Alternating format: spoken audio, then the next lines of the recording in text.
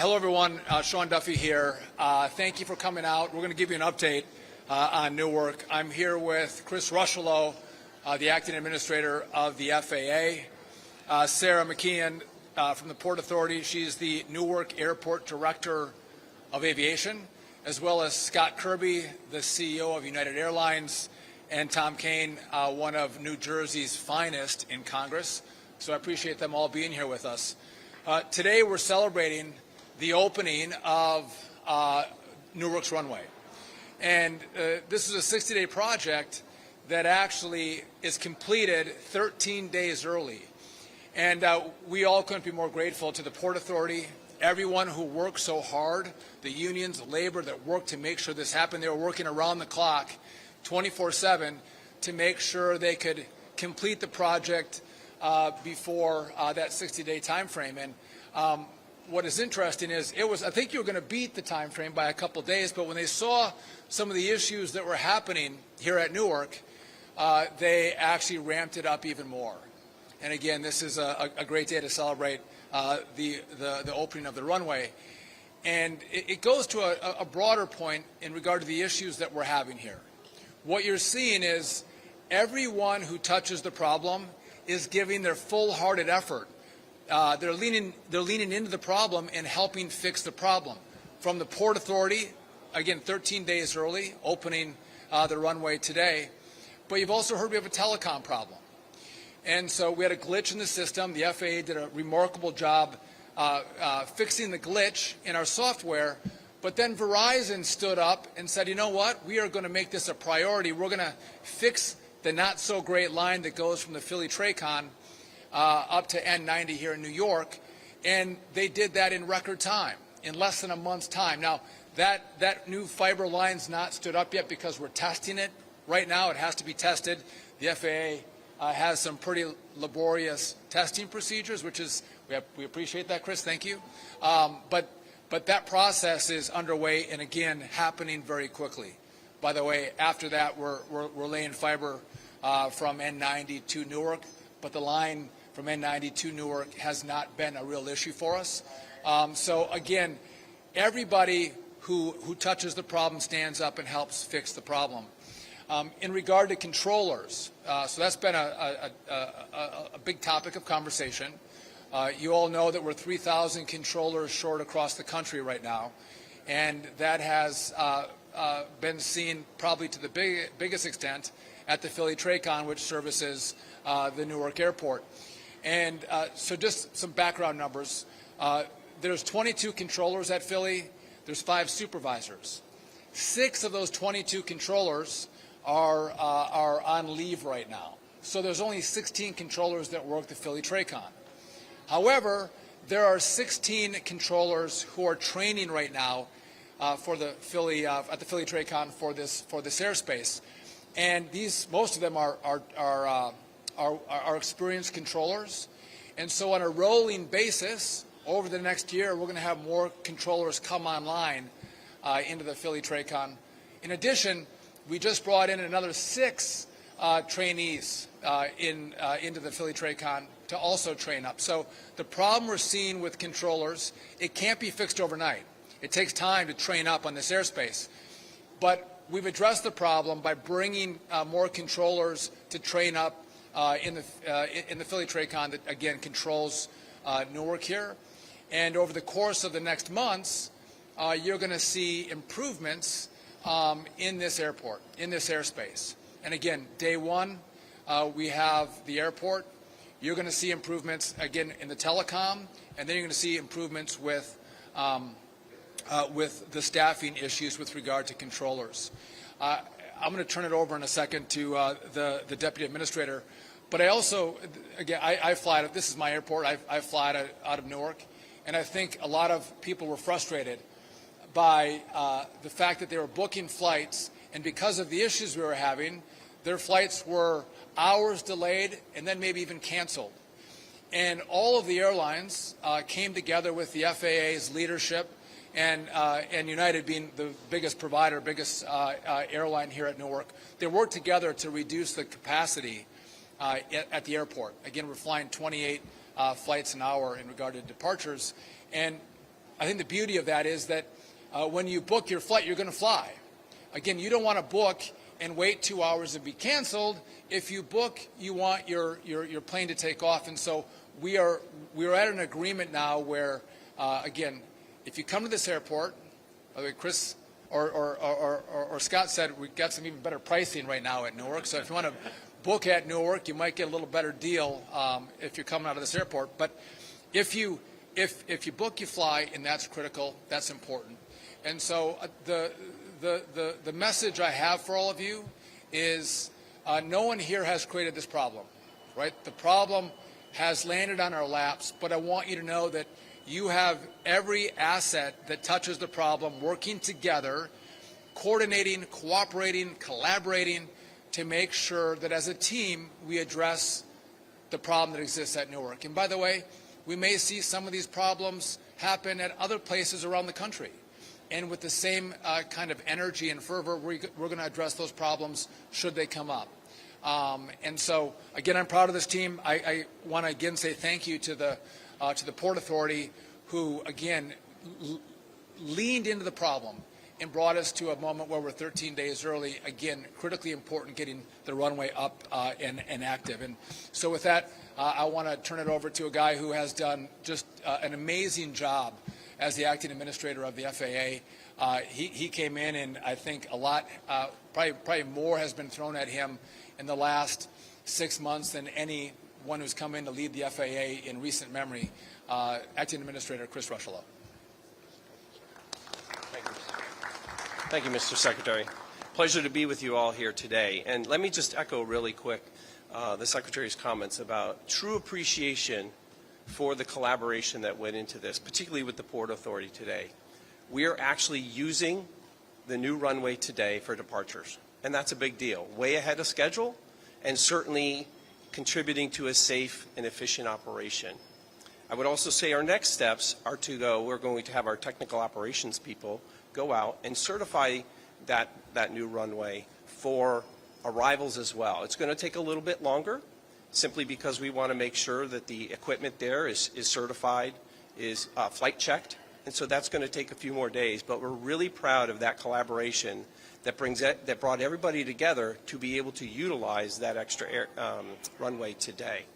I would also note that, as the Secretary talks about, a lot of the work that went into this in advance, so we're running a 28 arrival rate right now. Once we certify that extra runway with the new arrival instrument landing systems, we'll be able to move up to 34 rate arrival per hour. Again, a lot of that has to do with the collaboration that went into it with the airlines, with the Port Authority, in order to make sure that we're supporting a smooth and efficient and reliable air transportation system for the summer with everybody involved. So it's a real pleasure to be here today. I'm very proud of the work we've done in collaboration, particularly the FAA technical operations and controllers. As the Secretary talks about, there's a lot of work to be done, but we're in there every day. They care about the safety of the system. That's job one for us.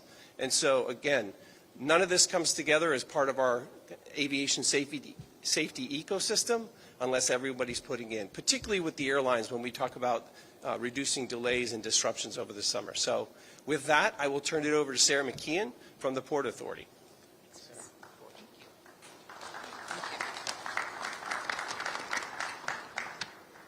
Good afternoon, everybody. Thank you so much all for being here. And Secretary Duffy, we appreciate you joining us at Newark to mark this tremendous milestone. I want to take a moment to really emphasize the incredible achievement of our Port Authority staff and our partners at Crisdell Construction, who completed this phase of the Newark rehabilitation of the runway project 13 full days ahead of schedule. It was no easy feat to get here.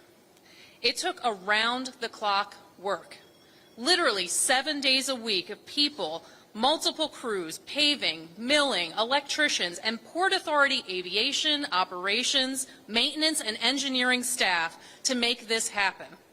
Thank you to all of you for all of your dedication and hard work over the last several weeks. With all of the runways that are now in operation at Newark, The FAA air traffic controllers have maximum flexibility to safely and effectively manage arrivals and departures throughout the system.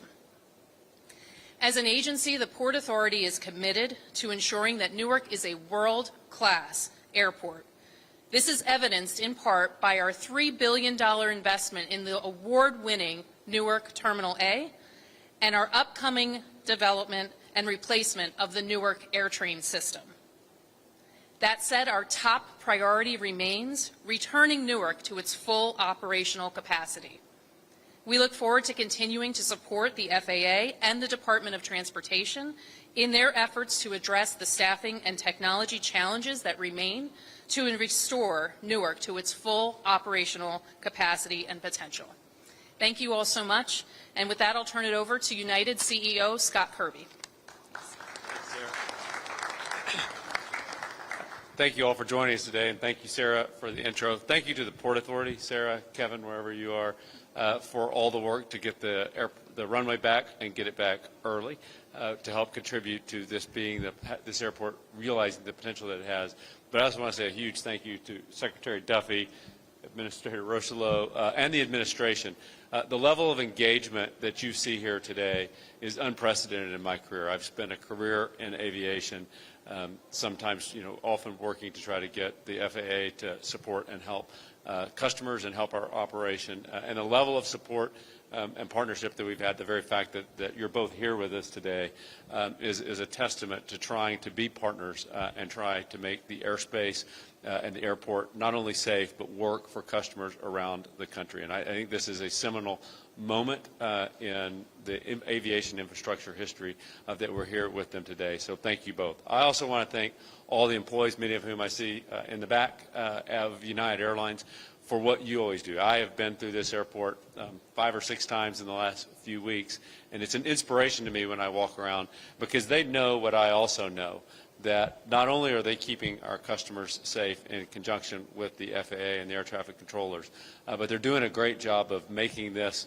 a really reliable airport that our customers can count on. And in fact, for the period of time this year, for the almost 4 months of the year when runway construction wasn't going on, Newark has actually been the most reliable of the 3 New York airports, slightly ahead of both JFK and LaGuardia in terms of on-time performance and lowest cancellation rate. So they really are doing an amazing job taking care of our customers. And I really am excited today, as challenging as the last few weeks have been, and they have been tough, that the future looks brighter for Newark than it ever has in my career. The things that we have been asking for years to make this airport operate reliably for customers are now being done. The administrator talked about the number of flights that we have at the airport, and while we at United would love to schedule more flights, we can only schedule as many as the airport can handle. And so having the infrastructure right, having the staffing right at the TRACON, at the tower, and in the centers,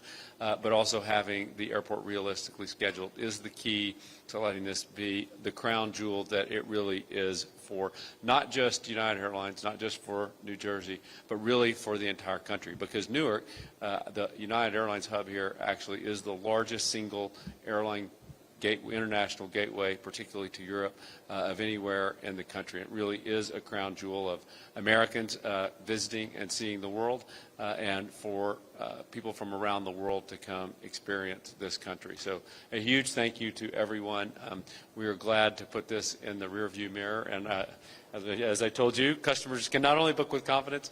We did get well behind on bookings because of the perception issues around Newark recently, and so that means more seats are available, which means that the fares are better than they're probably going to ever be in the years to come. So now's the time to book your vacation. If you want to go to Europe or you want to head across the country, now's the time because you're going to have not just a good value, you're going to have great people of United taking care of you, but you're also going to have an airport that is likely to be the most reliable of any of the New York airports, just like it was before the runway construction for the remainder of summer. So thank you all for joining us. And with that, I'll turn it over to a congressman from this great state, which is a crown jewel for us and for the country, Congressman Tom Kean. Thank you. Thank you.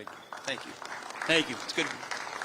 It's great to be with you here with the Secretary, here with the leadership of the wonderful organizations.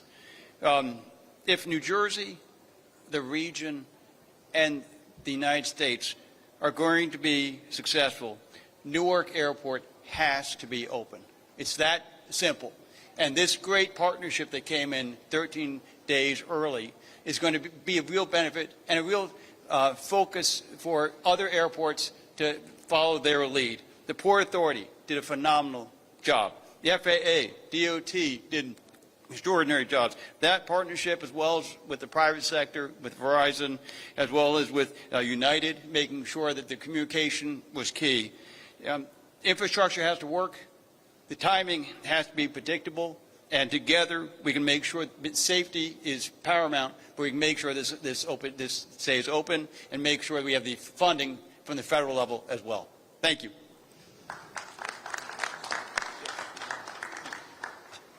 All right, we're happy to take any of the questions you may have for us.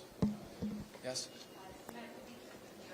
So when are thank you. So when are passengers really going to see a change or a difference and, you know, in volume and the ability to book more flights and options, things like that? So I'll take a crack at that. If I get it wrong, Chris will tell me. So we're at 28 flights an hour right now. Once the runway gets certified, we're going to increase that to 34 flights an hour. So you're going to start to see that, and that's going to be the 9th or 10th. We think it's going to be certified, so a little over a week. And so then when you'll have more capacity coming out of this airport, and we're going to hold that then for the summer.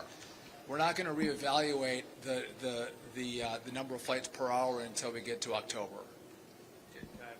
Yeah. I'll just add that from a customer perspective, what's selling right now is that 34 flight. So if you book, you can have confidence that the selling schedules are equal to the 34 that the Secretary said, so you can book with confidence.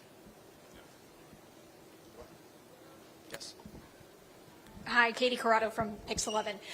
So you had to, particularly United, cancel flights voluntarily, and that is with one runway down. So now that you've added this runway back, can you start adding flights back? Is that in the foreseeable future? They are. So the schedule is now built starting June 15th at 34. It's 28 until then, but the airport's going to easily be able to handle the 28 because the runway's back early. But once it's back to starting June 15th, the airport is scheduled at 34 per day. And again, that's what's in the selling schedules today. So if you're buying a ticket this summer, you can have confidence that that's the schedule. And I think we'll be able to gradually ramp that up by the time we get out to October and look at the data. But we're confident. And the other thing that United has done is fly bigger airplanes. So we'll have fewer flights. We have fewer regional jets, and we're flying bigger aircraft in to keep the number of seats for customers similar to what it was before. But the schedule is now set. Okay. Just to add to that, we had three problems. One, the runway was getting rebuilt, and again today we're celebrating 13 days early. We had a telecom issue. That new fiber is laid, but it has to be tested. And then we have the staffing issue with air traffic controllers. So all of those things on a rolling basis are going to come online, and as that happens, we're going to be able to expand the capacity of the airport. But again, you can't snap your fingers and make it happen really quickly because these things take longer than a week or two or even a month. Yes. Secretary, can you, I have two questions. One is the fiber that got laid and is getting tested. When do you expect that to come online? So I don't want to overpromise and underdeliver. So we're looking at it, but our hope is at the end of June, early July, we can switch it over. Okay, and then But that's the line from the Philly Tracon to N90, and that was the problem line that we had for radar or for telecom? For telecom. Okay.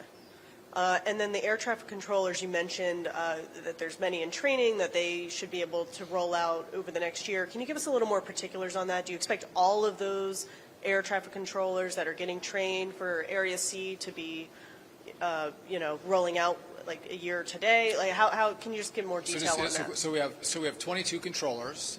6 are on leave right now. Okay, so it leaves us with 16 controllers in the Philly Tracon. And we have 16, these are really a lot of 16s in here, so don't be confused. We have 16 in training. 14 of those are experienced controllers from other airspaces. They have to get trained up in this airspace. And so depending on where they're at in the training will depend on when they roll out of training and become certified controllers for this airspace. I believe, Chris, we have another 6 that just came in on top of the 16. So there's a total now of 22 controllers in training. And so it does take time, right? You want to make sure you have well-trained, certified controllers controlling your airspace. And so, again, they won't come out all at the same time, but they'll roll out over the course of the next months up to a year. So you'll start to see reduced stress on the controller front as we go from month to month. Yes. Hi, Tim McNicholas with CBS News New York. A few weeks ago, the FAA announced that they were installing runway incursion devices at 70 airports across the country, but not any airports in New York or New Jersey. Why not install those devices here?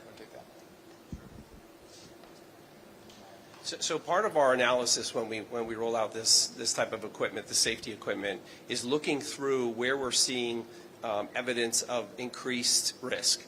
And so what we want to do going into this is identify those airports that have perhaps increased risk and put those safety mitigations in place as early as possible. So that's not to say that those 79 airports are the only airports that we're looking at. We're just constantly rolling through the system to make sure that as we identify these areas for this new technology, we can put that in place and make sure that we're mitigating that risk that we identify kind of in our ongoing safety analysis process. Good afternoon. Ramsey Khalife with WNYC, the local NPR station. So 2 questions. You said that Verizon took up a lot of that work to make the replacements to lay down cable. Did they do that between Long Island and Philly? Like, how many miles of cabling is that really? So that was between the Philly Tracon and New York, yes. How many exact miles? I don't know. But again, as the crow flies, I'm not sure if we went as the crow flies, but it's miles. And again, they did it very quickly. And what about the other technology? Obviously, that's something that the DOT has proposed that needs to be completely changed across the country. But that continues to age. So what effects are we going to see if that doesn't happen more immediately? So again, the equipment's been working, right? But we're starting to. It's like I'm driving my car and I'm hearing some knocks. I got some smoke coming out of the back. I got some problems. And it's incumbent upon us to tell America we have problems and it has to be fixed. And so in the big, beautiful bill, there's $12.5 billion to start this project. Big deal. I believe the Senate's going to provide more dollars for us also. We'll see what they do. But the failure of the past has been the FAA has gotten small tranches of money, not full funding. We need full funding. We need the money up front so we can contract out and build this brand new system across the country. That's been one problem. Usually the FAA deals with middle management. FAA projects get done at the bottom of the list normally, and they take forever. Frankly, they rarely get done. We are dealing at a CEO level as we're thinking through who's going to come in and partner with us in this project. So the buy-in is way different in this project. The money is going to be way different. And the final point is we're going to need permitting reform because this has to happen fast. And again, we're not building a 6-lane thoroughfare. We're not building skyscrapers. We're going to lay fiber. And so hopefully the Congress will work with us on that as well. And hopefully we'll get it by, end of July or August. But Tom, are we going to get this by the end of July or August? By July 1. Tom says July 1. I can't wait. Yes. Thank you. Good afternoon, Secretary. If you'll forgive me, slightly technical questions. First, the fiber cable that you said is for telecom, is that going to deal with some of the radar latency issues that have been going on between N90 and Philly Tracom as well, or is that simply voice communications? It's both. It's both. Okay, thank you. And that 34 an hour that once the runway is certified should be the capacity of the runway layout here. Is that reliant on full staffing at Philly Tracon, or is that achievable with what you've got now? That's achievable with what we have right now. Yeah. So we have the capacity, and now if there's something unforeseen that happens where we lose controllers for some reason, we'll scale those numbers back. But we'll have the staff to go to 34 with the current staffing at the Philly Tracon. Okay. Yes. Hi, Jelani Gibson, NJ.com. Can we get an estimate on what the flights per hour were before all of the delays started happening? The theoretical capacity of the airport was about 38.5 per hour, so 77 total operations per hour.